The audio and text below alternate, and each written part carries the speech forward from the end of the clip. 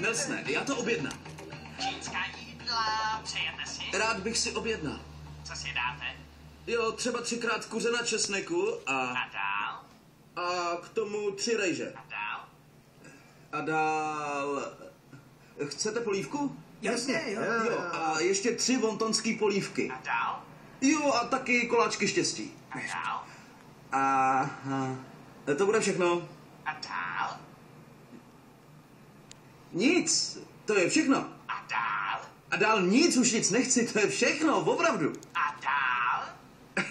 A dál... A dál už nic, protože už jsem všechno objednal, jasný? A dál? Ne, poslyš, chci jenom 3 kuřata na česneku a k tomu 3 porce rejže, jo? Jo, a dál? A polívku, vole. Jo, a wontonskou polívku. Ještě dál? koláčky. Jo, a ještě koláčky štěstí, takže chceme jenom kuře, k tomu rejži, polívku, koláčky štěstí a toť vše. A dál?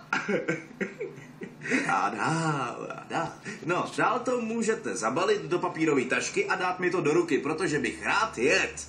A dál? Hele, odmítám s váma hrát tuhle čínskou hovadinu. A dál? Ne, žádný a dál. A dál? Už nic. A dál? Už nic. A dál? Už nic. A dál? Ne, A dál? žádný a dál. A dál? A dál už mě začínáte pěkně srát. A dál vlezu k vám dovnitř a nakupu vám vlastní nohou vaši prdel, jestli ještě jednou řeknete a dál!